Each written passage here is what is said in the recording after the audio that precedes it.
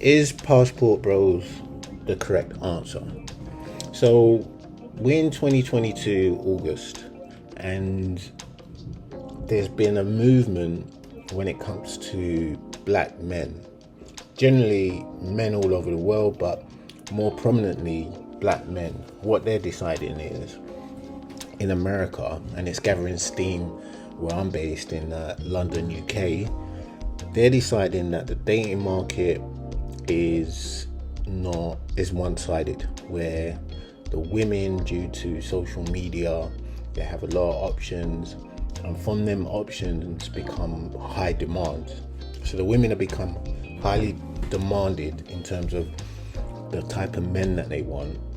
And there's a theory that's imposed which is called the 80-20, which is 80% of the women are going for 20% of the men, and 20% of the men represent successful men.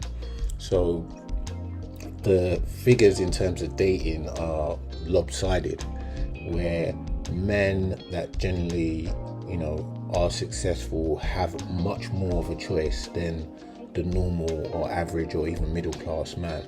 So as a consequence to that, men have decided, well, okay, that's what the women want. What we're going to do is we're interested in more old school methods. And the methods that they're talking about is a bit more traditional sided women. Now, with the wave of feminism, which I don't have any opposition to, you have women that are much more independent. But as a subsequence to that, when women have become more competitive towards men and see men more of a rival than a companion. So what men have decided to do is say, hold on a sec, let's travel abroad, let's find women that are more compatible with what I have in mind, which is companionship. So they're looking for more of a feminine woman to build, in that, guys. And that's where the Passport Bros come into effect. That's the group that was being formed, where men are saying, well, we're going to go abroad and find what we're looking for over there, because there's an abundance of it over there, and it seems that there's a lack of it where we are.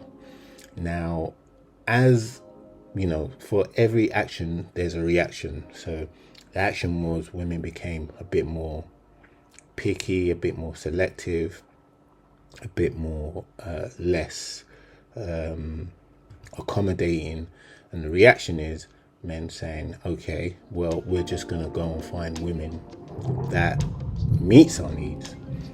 Now, I don't have a problem with that.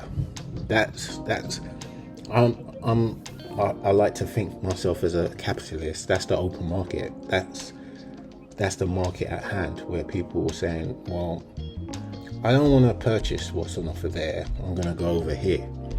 And there's nothing wrong with it. But I have noticed that there has been a lot of opposition to this, like coming from women and surprisingly some men. Like, I could only assume why a man would be disgruntled with that notion that another man is just exercising his free will. Maybe because he I don't know, I'm just gonna put it out blunt, he envies that choice. Like, why would you be in disagreement with another man's choice when it's not affecting anybody apart from that man who's made that choice? Like, it's his life. But for the women, I could understand why they'd be a bit disgruntled with that, because I don't think they were expecting that as an option. They just thought that men are just going to be, well, look, this is what's on offer, you're going to take it. And no, there's another answer to that, which is, no, we're going to leave it. And that's the answer that's slowly kind of galvanizing and getting to steam.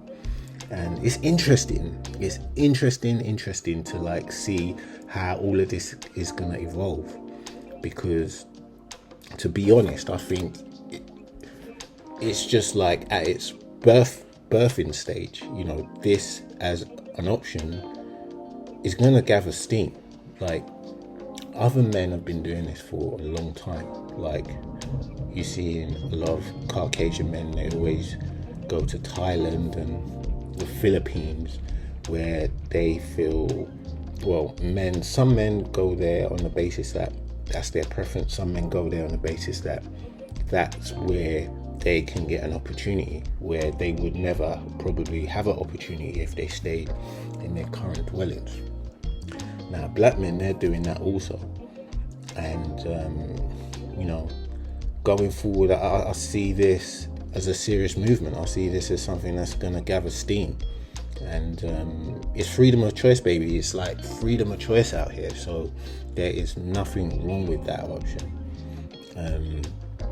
I don't see it working the other way around, because generally I don't see a woman going overseas to get a man of what she would class as higher value to herself, because, well, equal value, because that's what their men are going abroad to get. They're going to get women that are what they equivalent as equal value to themselves, or even possibly higher, and they could achieve that. But I don't know how that would work from a woman coming from a Western country to maybe, a developing or third world country, because for sure them men are, they're more traditional men, number one. So, they're not going to be like tolerant of any kind of things that don't fit their norms.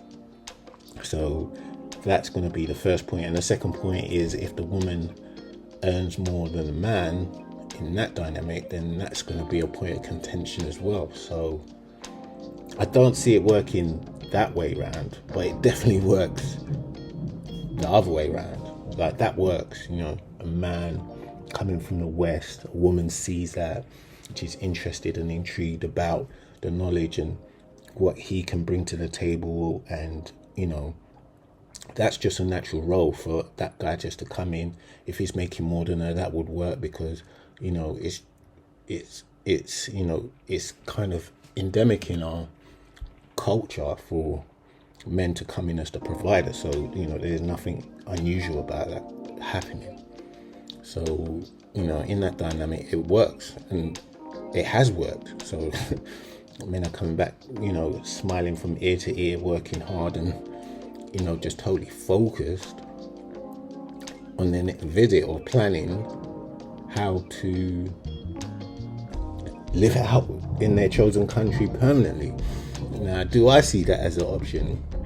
I am listening to that option, because although I've never really had too much of a problem dating, I do have a problem dating a woman that fits with my ideas.